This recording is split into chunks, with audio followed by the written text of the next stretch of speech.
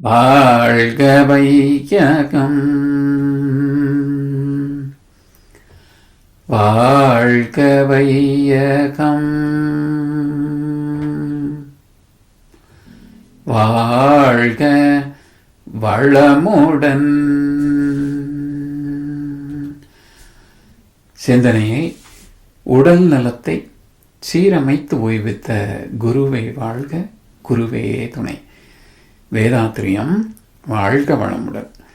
இன்று வரை உலகில் தோன்றிய அனைத்து சித்தர்களும் ஞானிகளும் மகான்களும் மற்றும் வேதாத்திரிய கோட்பாடுகளை அர்ப்பணிப்புணர்வோடு அகிலமெங்கும் உணர்வாக்கி கொண்டிருக்கும் ஞானாசிரியர்களின் மதிநுட்பமும் குருவருளோடு சூக்குமமாய் நம்மை சூழ்ந்திருந்து நாம் உய்வதற்கு துணை நிற்குமாக என்று சங்கல்பித்துக் கொண்டு இன்றைய தவ நிகழ்வை இறைவணக்கம் குரு வணக்கத்தோடு நாம் இனிதே துவங்குவோம். இறைவணக்கம் பாட அருள்நிதி ஆனந்த் வெங்கடேசன் ஐயா அவர்கள். குரு வணக்கம் பாட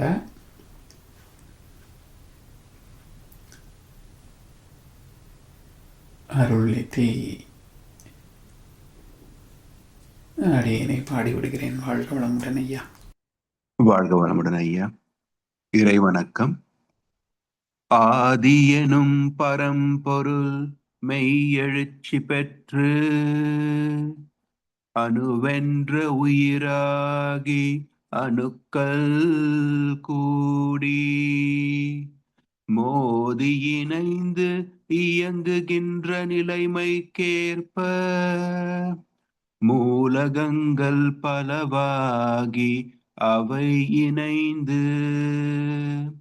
வேதித்த அண்ட கோடிகளாய் மற்றும் பிறப்பு இறப்பிடை உணர்தல் இயக்கமாகி நீதி நெறி உணர் மாந்தராகி வாழும் நிலை உணர்ந்து தொண்டாற்றி இன்பம் காண்போம். நிலை உணர்ந்து தொண்டாற்றி இன்பம் காண்போம். வாழ்க வளமுடன். வாழ்க வளமுடன். அப்படியே குரு வணக்கம் பாடுங்க. சரி. அண்டமதில் உருவெடுத்து அறிவை பெற்று அவ்வறிவு ஒன்று முதல் ஆறதாகி அண்டமதில் உருவெடுத்து அறிவை பெற்று அவ்வறிவு ஒன்று முதல் ஆறதாகி கொண்ட மேலாம் இவ்வுருவில் குறிப்பில்லாமல் கோடான கோடி எண்ணி அனுபவித்து கொண்ட மேலாம் இவ்வுருவில் குறிப்பில்லாமல் கோடான கோடி எண்ணி அனுபவித்து கண்ட பலன் எனை அறிய நினைந்தேன். அப்போ கருத்துணர்த்தி கனல் மூட்டி கருவாம் ஞான கண்ட பலன் எனை அறிய நினைந்தேன். அப்போ கருத்துணர்த்தி கனல் மூட்டி கருவாம் ஞான குண்டலினி எனும் என் மெய்யுணர்வெழுப்பி குறித்தெனை அறிவித்த குருவே அன்பே. குண்டலினி எனும் என் மெய்யுணர்வெழுப்பி குறித்தெனை அறிவித்த குருவே அன்பே. குறித்தெனை அறிவித்த குருவே அன்பே. வாழ்க வளமுடன். வாழ்க வையகம், வாழ்க வையகம், வாழ்க வளமுடன். குரு வாழ்க, குருவே துணை. இன்றைய 9 மைய தவத்தினை சிறப்பாக வழிநடத்தி சிறந்த அனுபவமாக்கிய நம் ஞானாசிரியர் அருள்நிதி சிவசங்கரி சிவபாலாம் அவர்களும் அவரது அன்பு குடும்பத்தினரும் அருட்பேர் ஆற்றல் கருணையினால் உடல் நலம், நீளாயுள், நிறை செல்வம், உயர் புகழ், மெய்ஞானம் ஓங்கி வாழ்க வளமுடன், வாழ்க வளமுடன், வாழ்க வளமுடன். தொடர்ந்து மாக்கோலமாய் விளைந்த மதிவிருந்து மற்றும் மார்கழி கவி கவிகளுக்கு விளக்கம் வழங்கிட முதலிலே பேராசிரியர் அருள்தி ராதா ரவிச்சந்திரன் அம்மா அவர்களையும், தொடர்ந்து மூத்த பேராசிரியர் ஞானாசிரியர் அருள்தி கோதை கோவிந்தராஜன் அம்மா அவர்களையும் அன்போடு அழைத்தமைவோம். வாழ்க வளமுடன். வாழ்க வையகம், வாழ்க வையகம், வாழ்க வளமுடன், வாழ்க வேதாத்ரியம். குருவே துணை. சிந்தனையை உடல் நலத்தை சீரமைத்து உய்வித்த குருவே வாழ்க. சிகாகோ ஸ்கை யோகா இணையத்தில் இணைந்திருக்கும் அனைத்து அன்பர்களுக்கும் காலை வணக்கங்கள் மற்றும் வாழ்த்துக்கள். இன்றைய மாக்கோலமாய் மதிவிருந்து எனும் புத்தகத்திலிருந்து 17/12/1956 மகரிஷியின் மூலமாக அன்னை லோகாம்பாள் காலையில் கோலமிட்டு சுற்றி எழுதுவதற்காக கேட்ட கவி அமைதியான வாழ்வு. அமைதியான வாழ்வு. அலை அலையாய் பெருக்கெடுக்கும் அறிவு வெள்ளம் பயன்படுத்தி, அலை அலையாய் பெருக்கெடுக்கும் அறிவு வெள்ளம் பயன்படுத்தி, தலையாய நம் சக்தி தரம் உணர்ந்து, தலையாய நம் சக்தி தரம் உணர்ந்து பொது நிதியாம் கலைகள் தமை விளையாக்கும், பொது நிதியாம் கலைகள் தமை விளையாக்கும் காலத்தை மாற்றிவிட்டு நிலையான சமாதானம் நில உலகில் நாம் காண்போம். அற்புதமான ஒரு கவி. அமைதியான வாழ்வுக்கு என்ன வழி என்பதை மகரிஷி இந்த கவிதை மூலம் நமக்கு தருகிறார். அலை அலையாய் பெருக்கெடுக்கும் அறிவு வெள்ளத்தை பயன்படுத்தி, தலையாய நம் சக்தி தரமுணர்ந்து பொது நிதியாம் கலைகள். அப்போ கலைகள் எல்லாம் உருவாவதற்கு என்ன காரணம் அப்படின்னு பார்த்தோம்னா, அறிவுதான் காரணம். அறிவும் ஆற்றலும். இந்த அறிவும் ஆற்றலும் மனிதனுக்கு எவ்வாறு தோன்றின? கலை என்பதே இயற்கை வளத்தை வாழ்க்கை வளமாக மாற்றிக்கொள்ளக்கூடிய மனித அறிவினுடைய மேம்பாடு. இதைதான் 6வது அறிவு என்று கூறுகிறார்கள்.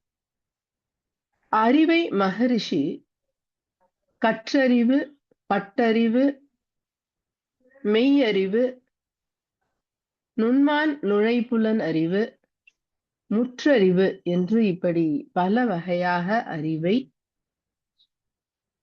பகுத்து சொல்லியிருக்கிறார்கள். கற்றறிவு என்பது நாம் பல வகைகளில் கற்று நம்முடைய நாலேஜ் என்று சொல்லக்கூடிய நம்முடைய அறிவை விருத்தி செய்து கொள்வது. பட்டறிவு என்பது அனுபவத்தால் நமக்கு கிடைக்கின்ற அறிவு. நுண்மான் நுழைப்புலன் அறிவு என்பது கூர்ந்து நோக்கக்கூடிய, நமக்குள்ளே உள்ளுணர்வாக இருக்கக்கூடிய அறிவு. மெய்யறிவு என்பது மெய் பற்றிய, உண்மையான பொருள் எது என்பதை பற்றிய அறிவு. முற்றறிவு என்பது எல்லா அறிவையும் தெரிந்த பிறகு நமக்கு ஒன்றுமே தெரியாது என்ற ஒரு நிலையை அடையக்கூடிய அறிவு. அதுவே முற்றறிவு.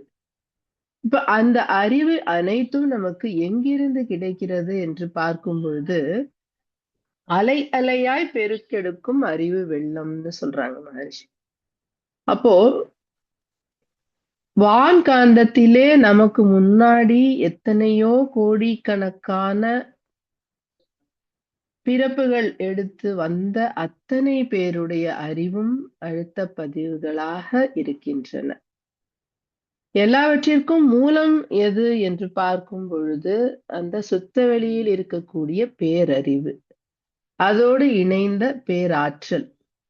இந்த அறிவும் ஆற்றலும் இணைந்துதான் விண்முதல் பஞ்சபூதங்களாகி ஓரறிவு முதல் 5 அறிவு வரை, தாவரம் முதல் விலங்குகளாகி பின் மனிதனாகி, மனிதனுக்குள் அந்த அறிவு ஆற்றல் இரண்டும் இணைந்து இயற்கை வளங்களை வாழ்க்கை வளங்களாக மாற்றிக்கொண்டு இன்றைய மனிதன் விஞ்ஞானத்தில் ஒரு மிகவும் பண்பட்ட மிகவும் உயர்ந்த ஒரு நிலைக்கு வந்திருக்கிறான் என்றால் இதற்கு காரணம் என்னன்னா, எந்த ஒரு மனிதனும் தனியாக சுயமாக எது ஒன்றையும் கண்டுபிடித்து விடவோ இல்ல இந்த சமுதாயத்திற்கு கொடுக்கவோ முடியாது. அதற்கு ஏற்கனவே இருக்கக்கூடிய பல பேருடைய ஆழ்ந்த எண்ணங்கள் உறுதுணையாக இருக்கும். அப்போ ஒரு மனிதன் ஒரு கலையை உருவாக்குகிறான் என்றால் அதை நான் செய்தேன் என்ற ஒரு எண்ணம் வருமானால் அது தன்முனைப்பு ஆகும். இதுக்கு மகரிஷி மனிதனின் சிறப்பு என்ற ஒரு நீண்ட கவியிலே அரூப நிலையாம் ஆதி நிலையை அறிந்து முடிவுற எழுந்த வேகத்தால் எடுத்த வடிவம் அறிவின் நிலைகள் ஐந்துக்கும் அப்பால் அறிவின் உயர்வாம் ஆறாம் நிலையில் வந்து பிறந்து வாழ்வதே மனிதன். ஐம்புலன் அறிவால் ஆராய்ச்சி தன்னால் நம்பிய வழியில் நாட்டம் செலுத்தி பார்த்தும் கேட்டும் பழக்கத்தாலும் தானும் அறிந்து தக்க பலன் பெறும் செவ்விய அறிவின் சிறப்பே மனிதன். அப்போ மனிதனுடைய அறிவு என்பது இந்த சமுதாயத்தில் முன் பிறந்து வாழ்ந்த பல கோடிக்கணக்கான மனிதர்களுடைய எண்ணங்களின் பிரதிபலிப்பு. எனவே எந்த ஒரு கலையையும் மனிதன் உருவாக்கினான் என்றால் அது பொது சொத்தாக மாற வேண்டும். அதுதான் மகரிஷி இங்க அலை அலையாய் பெருக்கெடுக்கும் அறிவு வெள்ளம் அப்படின்னு சொல்றாங்க. இறைநிலையிலிருந்து தொடங்கி பல கோடிக்கணக்கான பரிணாமங்கள் மூலமாக நமக்கு அந்த அறிவு வெள்ளமாக, அப்ப பேரறிவு சிற்றறிவுக்கு கோடிக்கணக்கான பதிவுகள் மூலமாக கிடைத்திருப்பதனால தலையாய நம் சக்தி தரம் உணர்ந்து, அப்ப நாம இதுல நம்முடைய பங்கு அங்கே என்ன? தலையாய நம் சக்தி. இப்ப இங்கதான் ஆற்றலை பற்றி மகரிஷி சொல்றாங்க. முதல்ல சொன்ன அலை அலையாய் பெருக்கெடுத்த அறிவு வெள்ளம் இறையினுடைய பேரறிவு வழி வழியாய் வந்திருக்கு.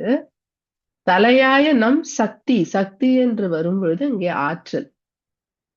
அப்ப அந்த அறிவை உள்வாங்கிக் கொண்டு அதிலிருந்து ஒரு புதிய ஒரு விஷயத்தை உருவாக்கக்கூடிய அந்த ஆற்றல் அது எங்கிருந்து வந்தது என்று பார்த்தால் அதுவும் இறைநிலையிலிருந்து வழி வழியாக ஒரு ஒழுங்காற்றலாக கான்சியஸ்னஸ் என்று சொல்லக்கூடிய அந்த ஆற்றலாக வந்திருக்கிறது.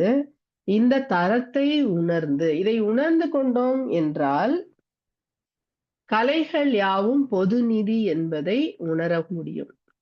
அப்படி உணர்ந்தோம் என்றால் அப்ப அந்த கலைகளை விலையாக்கும் காலத்தை மாற்றிவிடலாம்.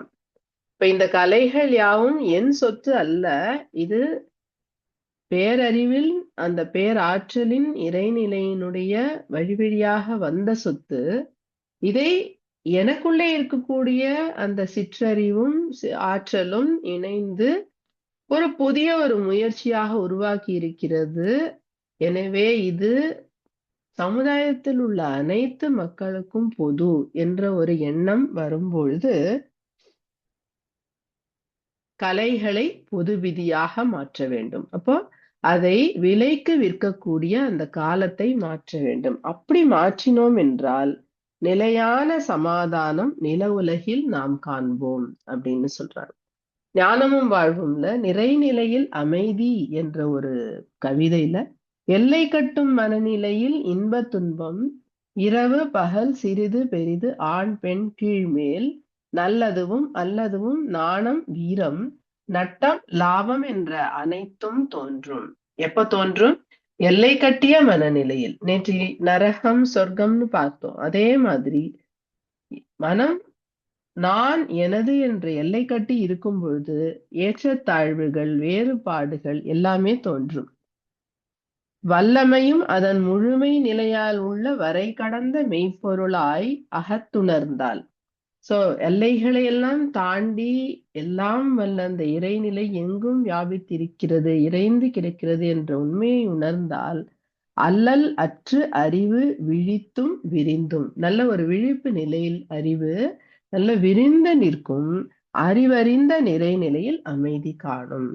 இந்த பாடல் அமைதியான வாழ்வுக்கு பொது விதியாய் பொது எல்லாவற்றையுமே பொது சொத்தாக ஆக்க வேண்டும். எல்லாமே சமுதாயத்தில் உள்ள அனைத்து மக்களுக்கும் கிடைக்க வேண்டும். அதை விலையாக்குவது என்றால் என்ன அப்படின்னா, அது லாபம் சம்பாதிப்பதற்காக அதை என்ன சொல்றது, நமக்கு பற்று கொண்டு அதை ஹோர்டிங்னு சொல்லுவாங்க, அந்த மாதிரி நமக்கே வைத்துக் கொள்வது. அப்படி இல்லாம பொது சொத்தாக எல்லா கண்டுபிடிப்புகளும், இப்ப மகரிஷி என்ன பண்ணாங்க, காயகல்பம்ன்ற ஒரு அற்புதமான கலையை கண்டுபிடித்தாங்க. ஆனா அதை எல்லோருக்கும் பொது விதியாய் மனவளக்கலை. இப்படி விஞ்ஞானிகள் எது கண்டுபிடிச்சாலும் அது பொது சொத்தாக ஆக்கப்பட வேண்டும் அப்படின்னு சொல்றாங்க. அப்படி இருந்தால்தான் இந்த உலகில் சமாதானம் நிலைக்கும், மக்கள் அனைவரும் அமைதியாக வாழ முடியும் என்று சொல்றாங்க இந்த கவியில. வாழ்க வளமுடன், வாழ்க வளமுடன். வாய்ப்புக்கு நன்றி. வாழ்க வளமுடன். நன்றிகளம்மா. தொடர்ந்து கோதையம்மா. வாழ்க வளமுடன். நன்றியா. வாழ்க வையகம், வாழ்க வையகம், வாழ்க வளமுடன். குரு வாழ்க, குருவே துணை. ஆசான் அருட்தந்தை வேதாத்ரி மகரிஷி அவர்கள் நம்மோடு சூக்குமமாக நிறைந்திருந்து நம்மை என்றென்றும் வழி நடத்துவாராக. இன்றைய அருமையான காலை அமர்விலே இணைய வழி இணைந்துள்ள அனைத்து வேதாத்திரிய உறவுகளுக்கும் இனிய காலை மாலை வணக்கங்கள், வாழ்த்துக்கள். வாழ்க வளமுடன். இன்னைக்கு மார்கழி 2வது நாள். மகரிஷி அவர்கள் கொடுத்த மதிவிருந்து பற்றிய விளக்கம் ரொம்ப அழகா அம்மா கொடுத்தாங்க. இன்றைய திருப்பாவை பாடல், வையத்து வாழ்வீர்கள் நாமும் நம் பாவைக்கு செய்யும் கிரிசைகள் கேளீரோ, பார்க்கடலும் பையத்துயிலும் பரம நடிபாடி, நெய்யுண்ணோம் பாலுண்ணோம் நாட்காலே நீராடி, மையிட்டு எழுதோம் மலரிட்டு யாமுடியோம், செய்யாதன செய்யோம் தீக்குறளை சென்றோதோம், ஐயமும் பிச்சையும் மாந்தனையும் கைகாட்டி உயுமாறெண்ணி உவந்தேலவரெம்பாவான். இது 2வது பாடல். வேதாத்ரி மகரிஷி அவர்கள் கொடுத்திருக்கக்கூடிய அந்த மதிவிருந்திலையும் உலக நன்மைக்காக மனிதனுடைய அறிவின் உயர்வை பயன்படுத்தணும், அப்படி ஒரு கான்டெக்ஸ்டா எடுத்துக்கலாம்.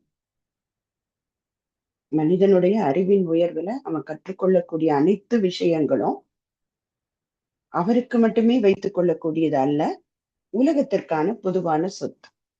இதுதான் அப்படி. அதனால நோக்கம் என்ன, செய்யக்கூடிய ஒவ்வொரு அறிவின் உயர்வுல செய்யக்கூடிய செயல்களும் உலக நன்மைக்காக இருக்கணும். அதன் மூலமாக உலகத்துல சமாதானம் ஏற்படணும். அதற்கான வழியாக மகரிஷி அந்த கவியை குறிப்பிட்டாங்க. இவங்களும் அப்படிதான், அதே மாதிரிதான் குறிப்பிடுறாங்க. என்ன சொல்லுவாங்க இல்லையா, ஒரு காலகட்டத்துல இறைவனை பாட வேண்டும் என்றால் அது சமஸ்கிருதம் அப்படிங்கிற மொழியில தான் பாடணும் அப்படிங்கிற மாதிரி ஒரு சட்டம், ஒரு வழிமுறை, ஒரு பண்பாடு மாதிரி பின்பற்றி கொண்டு வந்தாங்க. அதனால்தான் நிறைய வேதாந்தத்தை மற்ற எல்லாத்தையும் ஆதிசங்கராகட்டும், மத்வராகட்டும், ராமானுஜாச்சாரியாகட்டும், அவங்க தாய்மொழியில எழுதல. அவங்களுக்குள்ள இருந்த அறிவின் வெளிப்பாட ஒரு பொதுவான விஷயமாக இருந்தாலும் அதற்கென ஒரு சட்டத்திட்டத்துக்கு ஏத்த மாதிரி சமஸ்கிருதத்துலதான் எழுதினாங்க. ஆனா இந்த பெண்மணி இருக்காங்களே, இவங்கதான் முதல்ல சட்டத்தை உடைச்சாங்க அப்படின்னு சொல்லலாம். தாய்மொழியில, அதாவது தமிழ் மொழியில இதை புரிஞ்சுக்கிறதுக்காக அந்த பொது நோக்கத்தை இவங்க ஒவ்வொரு தனி பாடல்லையும் குறிப்பிடுறாங்க. அது வாழக்கூடிய மக்களுக்கான பின்பற்றக்கூடிய விதிமுறைகளாக, கிரியைகளாக சொல்றாங்க. ஆனா கடைசி பாடல்ல, இன்னைக்கே நம்ம கடைசி பாடல்ல குறிப்பிடுறது ஏன் அப்படின்னு சொன்னா, மகரிஷியினுடைய இன்னைக்கு தத்துவத்துக்கு அவங்களோட கடைசி பாடல் ரொம்ப ரொம்ப பொருத்தமா இருக்கும். தான் எழுதினாங்க, இறைநிலையை பற்றிய உணர்வை புரிஞ்சுக்கிட்டத எளிமையாக பின்பற்றக்கூடிய வழிமுறையாக சொன்ன பெண்மணி கடைசியா சொல்றாங்க, இதை பொதுவாக்கிடுறாங்க. கடைசி பாடல்ல அவங்க சொல்லக்கூடிய வரிகள், வங்கக்கடல் கடைந்த மாதவனை கேசவழி திங்கள் திருமுகத்து சேயிலையார் சென்றிறைஞ்சு அங்க பறை கொண்ட ஆற்றை அணிபுதிவை பைங்கமல தன்தறியல் பட்டர்பிரான் போதை சொன்ன சங்கத்தமிழ் மாலை 30 தப்பாமே இங்கி பரிசுரைப்பார் 2 மால்வரைதோள் செங்கண் திருமுகத்து செல்வத் திருமாலால் எங்கும் திருவருள் பெற்று இன்புறுவர் எம்பாவாய். இது என்ன பொது நோக்கம் பாருங்களேன். இது நான் எழுதிட்டேன். இந்த எழுதின அத்தனையும் யாரெல்லாம் சொல்கிறார்களோ, அங்கே சொல்கிறார்களோங்கிறது எழுதியிருக்காங்க. ஆனா அங்கே சூட்சுமமாக என்ன விஷயம், யாரெல்லாம் பின்பற்றுகிறார்களோ அவர்களுக்கு இறைவனுடைய அருள் கிடைக்கும் அப்படின்னு ஒரு டிஸ்க்ளைமர், ஒரு சாசனம் மாதிரி கடைசியில குறிப்பிடுறாங்க. அப்ப இந்த நோன்போட விதிமுறையை சொல்லும் போதும் இது ஒரு தனிப்பட்ட ஒரு மனிதனுக்கான பின்பற்றக்கூடிய பண்பாடா சொன்ன அதே ஆண்டாள் இறுதி பாடல்ல இது உலக நன்மைக்காக, இது சொல்லக்கூடிய எல்லாருக்கும் நன்மை கிடைக்கும், இதனால உலகம் நன்மை பெறட்டும். அததான் இன்னைக்கு பாடலும் சொல்லுது. இங்கே பார்க்கடல் அப்படின்னு சொல்லும் போது இதை என்ன எப்படி குறிப்பிடுறாங்கன்னா, ஆழ்ந்து சென்று பார்க்கக்கூடிய இடத்துல மறைந்திருக்கக்கூடிய இறைவன். பார்ப்பான் அப்படின்னு ஒரு வார்த்தை சொல்லுவாங்க இல்லைங்களா? பார்ப்பான் அகத்திலே பால்பசு ஐந்துண்டு, அந்த சித்தர் பாடலுக்கு மகரிஷி விளக்கம் கொடுக்கும்போது சொல்லுவாங்க. அந்த பார்ப்பவன் தான் யார் என்று பார்ப்பவன் உள்ளே இருக்கக்கூடிய இறைவனை பார்த்து கண்டுபிடித்து கொண்டவன் அப்படின்னு சொல்லுவான். அந்த பிரம்மத்தை உணர்ந்தவன் அந்த பெயரால் அழைக்கப்படுகிறான் அப்படின்னு சொல்லுவான். அதேதான் இந்த அம்மா இந்த பாடல்ல சொல்றாங்க. நாம இறைநிலையை உணரணும்னா செய்ய வேண்டிய வழிமுறைகள் என்னென்ன, இதை நம்ம எல்லாரும் பின்பற்றுவோம் வாங்க. யார் அடையிறதுக்கு, அந்த ஆழமான அடிமனத்தில் இருக்கக்கூடிய அந்த பரமாத்மாவை பைய துயில்கின்றான். தூக்கம் அப்படிங்கிறது என்னங்க, ஆழ்ந்த அமைதி நிலைய அரிதுயில் அப்படின்னு ஒரு வார்த்தை சொல்லுவாங்க மகரிஷி. அந்த துரிய அதீத நிலைக்கு போகும்போது அத அரிதுயில் நிலை அப்படின்னு ஒரு இடத்துல சொல்லுவாங்க. அதுதான் இங்க சொல்றாங்க, பைய துயின்ற பரமன் அடிப்பாடி. அப்படி அரிதுயில் நிலைக்கு போனா அந்த இறைநிலையை உணர முடியும். சரி, வெறுமை உணர்ந்துட்டா பார்த்தா அதற்கு பின்பற்ற வேண்டிய விதிமுறைகள். இங்க நெய்யுண்ணோம் பால் உண்ணோம் அப்படின்னு சொல்றது வெறும் நான், அதாவது இந்த உடலுக்கு வேண்டாதது சாப்பிட மாட்டேன் அப்படிங்கிறது அல்ல அர்த்தம். அங்கே ஆன்மீக தத்துவமாக என்ன சொல்றாங்க, அந்த நோன்பு என்பது உணவு தவிர்ப்பு அல்ல, நம்முடைய ஆசையை குறைத்துக் கொள்ளுது, அகங்காரத்தை நீக்குதல். அந்த வச்சிருக்கோமே இறையுணர்வு மறந்ததனால் எழுந்த தன்முனைப்பு, அது விலகணும். அது விலகணும்னா இறைநிலையிடம் முழு சரணாகதி அடையணும் இல்லையா? ஒப்பு கொடுத்தல் அப்படின்னு கிறித்துவத்துல ஒரு அருமையான வார்த்தை சொல்லப்படும். ஒப்பு கொடுத்தல், அந்த இறைவனிடம் நம்மை ஒப்பு கொடுத்துதல். என்னன்னா, அவன் வேற நான் வேற இல்லை. அப்படி அறிந்துட்டோம் அப்படின்னு சொன்னா, அந்த ஆங்கிலத்துல ஒரு வழியை சொல்லுவாங்க இல்லைங்களா, அதாவது ஃப்ராக்ஷன் டிமாண்ட்ஸ் டோட்டாலிட்டி சப்ளைஸ். ஃப்ராக்ஷனா நம்ம இருக்கிற வரைக்கும் டிமாண்ட் பண்ணிக்கிட்டு இருப்போம். இப்ப இங்கே அந்த பார்க்கடலில் துயில்கின்ற பரமன் அடியை உணர்ந்து அவனோடு இணையணும்னா எனக்கு இந்த குணங்கள் எல்லாம் வேணும். அந்த நோன்பினுடைய ஒழுக்கம், அந்த ஆன்மீக வாழ்க்கையான அடிப்படையை இந்த பாடல்ல ரொம்ப அழகா சொல்றாங்க அம்மா. அந்த மனதின் ஆழத்தில் சிந்தனை அமைதியாகும் போதுதான் இறைநிலையை உணர முடியும். அப்போ அந்த எல்லையற்ற இறைநிலைவன் ஒவ்வொரு ஆன்மாவுக்குள்ளும் ஒவ்வொரு உயிருக்குள்ளும் இருக்கக்கூடிய ஒரு சாட்சி. அந்த உள்ளே ஆழ்ந்த அமைதி நிலையில் கண்டுபிடிக்கக்கூடிய the inner divine. அது எப்ப வெளிப்படும், சிந்தனைகள் அமைதி நிலைக்கு போகும்போது உள்ளே உறங்கக்கூடிய இறைவன் வெளிப்படுவார். சரி, அவரை வெளிப்பட்ட இறைவனை நமக்குள்ள தக்க வச்சு கொள்ளணும்னா என்ன பண்ணணும், அதுதான் நெய்யுண்ணோம் பால் உண்ணோம். புலன்களில் ஏற்படக்கூடிய ஆசைகள், உடல்ல ஏற்படக்கூடிய இச்சைகளை சீரமைத்து கொள்வோம். அப்படி சீரமைப்பதற்கான பயிற்சியை மேற்கொள்வோம். மனதை ஒரு அமைதி நிலையில வச்சு கொள்ளக்கூடிய பயிற்சி. ஆசைகள் குறையும் போது கண்டிப்பா அமைதி பெருகும் இல்லையா? நாட்காலே நீராடி அப்படின்னு ஒரு வார்த்தை சொல்றாங்க. இங்க இதுல உடல் சுத்தம் அல்ல மட்டுமல்ல, மனதிற்கான சுத்திகரிப்பையும் சொல்றாங்க.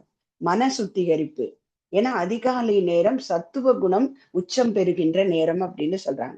அந்த நேரத்துல நீராடுதல் என்பது உடலுக்கு மட்டும் சுத்தம் அல்ல, அங்கே அமர்ந்து இந்த கிரியைகள் செய்யும் போது ஆழ்ந்து ஒடுங்கி பரமாத்மாவோட இணையறதுக்கான பயிற்சிகள் செய்யும் போது அங்கே மென்டல் கிளென்சிங் நடக்குது, எண்ணம் சுத்திகரிப்பு செய்யப்படுகிறது.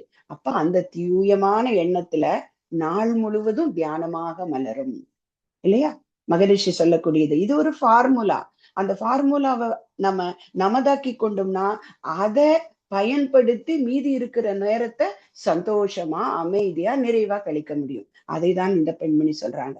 அப்ப அடுத்தது என்ன, நான் எப்படி இருப்பேன், நான் என்கின்ற அடையாளம் இல்லாமல் இறைநிலையிலிருந்து வந்த சின்ன பிம்பம் நான் அப்படிங்கிற உணர்வதற்கு என்னை நானே அலங்கரித்துக் கொள்ளுதல். இது ஒரு கண்டெக்ஸ்டா கொடுத்திருக்காங்களே ஒழிய இங்க உள்ள பொருள் என்னென்ன, வெறுமே நான் வெளி தோற்றத்துக்கு மதிப்பு கொடுக்க மாட்டேன், அதன் மூலமாக என்ன ப்ரொஜெக்ட் பண்ண மாட்டேன். மையிட்டு எழுதவும் மலரிட்டு யாமுடியும் அப்படின்னா இதுல ஆழ்ந்து எடுத்துக்கொள்ள வேண்டிய பொருள் என்னன்னா, எனக்குள்ள இருக்கக்கூடிய அறிவின் வெளிப்பாடை கொண்டு வெளிப்படுவேன். அந்த இறைவன் நானாக இருக்கிறேங்கிறத, எனக்கு கிடைச்சிருக்கக்கூடிய இந்த அடையாளத்தை பெருமையாக நினைத்து கொண்டு இருக்க மாட்டேன். அங்கே அகங்காரத்தை அழித்து விடுவேன். அப்படி இருக்கும் போதுதான் அதற்கு கூடவே என்ன வேணும், செய்யாதன செய்யக்கூடாது. இந்த டோன்ட்ஸ் அப்படிங்கிறது உலகத்துல எல்லாருக்கும் இருக்கு இல்லைங்களா? ஒரு காமன் ஆனது, ஒரு பொதுவான விதிமுறை. இதெல்லாம் யாரும் செய்யக்கூடாது, அதை நான் செய்ய மாட்டேன். செய்யாதன செய்யோம், தீய செயல் தீய சொல் இதெல்லாம் வராது, ஏன்னா என் மனம் கலக்கத்தில் இல்லை. அப்போ இந்த தூய செயலையும் தூய எண்ணங்களையும் வைத்துக் கொள்ளக்கூடிய மனம் நிலைத்த தியானத்தில் நிற்க முடியும். அப்போதுதான் இறைவனிடமிருந்து நல்லதை பெற்றுக்கொள்ள முடியும். ஐயமும் பிச்சையும் அப்படின்னு சொல்லும்போது அந்த கருணை நிறைந்த மனத்தோடு நாம் இணைந்து இருப்பது, அதுதான் நம்முடைய வாழ்க்கையினுடைய நோக்கம். நெய்யுண்ணோம் பாலுண்ணோம் நாட்காலே நீராடி மையிட்டெழுதோம் மலரிட்டு யாமுடியும் செய்யாதன செய்யோம் தீக்குறளை சென்றோதோம். இந்த இடத்துல தீக்குறள் அப்படிங்கிறது ஒரு காசிப், இல்லாதது மாற்றான விஷயங்களை சொல்வது, இல்லாதது இருக்கின்ற போல சொல்வது, ஒருவரை பற்றிய ஒரு கமெண்ட், டோன்ட் டிமாண்ட், மகரிஷியும் சொல்லியிருக்காங்க இல்லையா, விமர்சித்தல். இந்த மாதிரி இல்லாத விஷயங்களை நான் சொல்ல மாட்டேன். ஐயமும் பிச்சையும் ஆந்தனையும் கை காட்டி என்னை உயர்த்து அப்படிங்கிறாங்க இல்லையா. நான் மகரிஷியும் அதே இடத்துல தானே சொல்றாங்க, எனக்கு உலக சமாதானம் என்ற எண்ணத்தை என்னுள்ளே எழுப்பி விட்டாய், எனக்குள்ள இருந்து நீயே என்னை மீட்டு உயர்த்து அப்படின்னு சொல்லுவாங்க. அதே வரியை இங்கே அவங்களும் சொல்றாங்க, உய்யுமார் எண்ணி உகந்தேலோர் எம்பாவா, எனக்கு கொடு அந்த கருணை மனத்தை கொடு. உன்னிடம் இருப்பதுதான் என்னிடமும் இருக்கு, ஆனால் உன்னுடைய குணங்கள் எனக்குள்ளே இருப்பதை மறைத்து கொண்டு இருக்கிறது தீய குணங்கள். அப்ப இதெல்லாம் நான் செய்ய மாட்டேன். அப்ப இதுதான் நான் பின்பற்ற வேண்டிய கிரியைகள் அப்படிங்கிறத இந்த 2வது நாள் பாடல்ல ரொம்ப அருமையாக விளக்குறாங்க அந்த சுடி கொடுத்த சுடற்கொடி. அவருக்கும் நம்முடைய மனமார்ந்த வாழ்த்துக்களை நன்றிகளை தெரிவிச்சு இந்த அருமையான வாய்ப்பினை நல்கிய அனைவருக்கும் நன்றி பாராட்டி அமைகிறேன். நன்றி, வாழ்க வளம். வாழ்க வளமுடன். இன்றைய மாக்கோலமாய் விளைந்த மதிவிருந்து கவிக்கு சிறப்பாக விளக்கம் வழங்கிய பேராசிரியர் அருள்நிதி ராதா ரவிச்சந்திரன் அம்மா அவர்களும், மார்கழி பாடலுக்கு விளக்கம் வழங்கிய மூத்த பேராசிரியர் ஞானாசிரியர் அருள்நிதி கோதை கோவிந்தராஜன் அம்மா அவர்களும், அருட்பெயராற்றல் கருணையினால் உடல் நலம் நீளாயுள் நிறை செல்வம் உயர் புகழ் மெய்ஞானம் ஓங்கி வாழ்க வளமுடன், வாழ்க வளமுடன், வாழ்க வளமுடன். தொடர்ந்து பாடல்கள் பாடி நிறைவு செய்யும் தருணம். வேதாத்திரிய பாடல், பிரம்மஞான கவி, உலக நல வாழ்த்து பாட அன்பர்களை அன்போடு அழைத்து அமைகிறோம். வாழ்க வளமுடன். வாங்கம்மா ஜமுனா ராணி அம்மா, நீங்க ஒரு பாடல் பாடுங்க. அடுத்து வேற யார் பாடுறாங்க? இன்னும் 2 பேர். சுகந்தி அம்மா, பத்மாவதி அம்மா, அருள்நிதி சுகந்தி அம்மா, அருள்நிதி பத்மாவதி அம்மா, ஆளுக்கு ஒரு பாடல்கள் பாடுங்கம்மா. வாழ்க வளமுடன். வாழ்க வளமுடன். வாழ்க வையகம், வாழ்க வையகம், வாழ்க வளமுடன். குரு வாழ்க, குருவே துணை. வேதாத்திரியம்.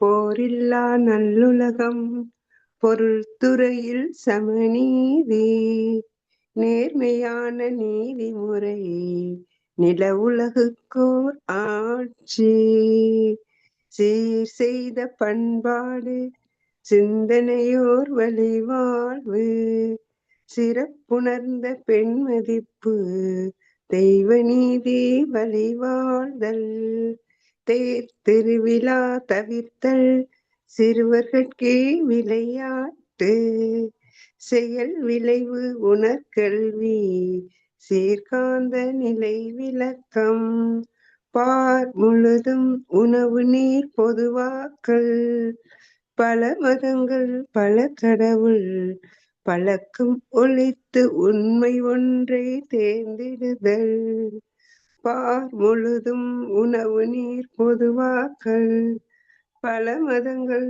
பல கடவுள் பழக்கம் ஒழித்து உண்மை ஒன்றை தேர்ந்தெடுதல். நன்றிங்க ஐயா. வாழ்க வளமுடன். வாழ்க வளமுடன். ரம்ஞான கவி.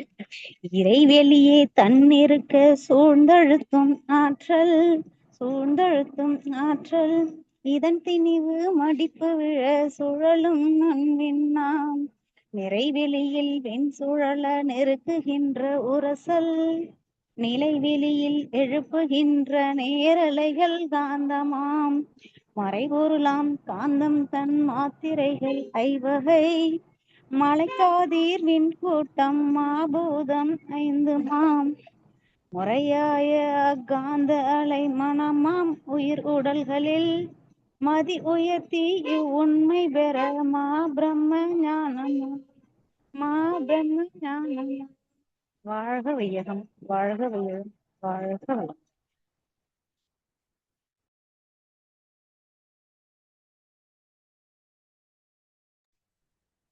உலக நல வாழ்த்து பாட அருள்நிதி சாந்தி அம்மா. சாந்தி அவங்க இல்லையா? பாடுறேன் ஐயா. பாடுங்க பாடுங்கம்மா. பாடுங்க. வாழ்க வையகம், வாழ்க வளமுடன். உலக நல வாழ்த்து. உலகமெல்லாம் பருவமழை ஒத்தபடி பெய்யட்டும், உழவரெல்லாம் தானியத்தை உவப்புடனே பெருக்கட்டும், பல தொழில்கள் புரிகின்ற பாட்டாளி உயரட்டும், பகுத்துணர்வில் தொகுத்துணர்வு பண்பாட்டை உயர்த்தட்டும், கலகங்கள் போட்டி பகை கடந்தாட்சி நடக்கட்டும், கல்லாமை கடன் வறுமை கலகங்கள் மறையட்டும், நலவாழ்வை அளிக்குமே ஞான ஒளி வீசட்டும், நம் கடமை அறவாழ்வில் நாற்றத்தே சிறக்கட்டும், நம் கடமை அறவாழ்வில் நாற்றத்தே சிறக்கட்டும். வாழ்க வையகம், வாழ்க வையகம், வாழ்க வளமுடன். நன்றி ஐயா. வாழ்க வளமுடன்.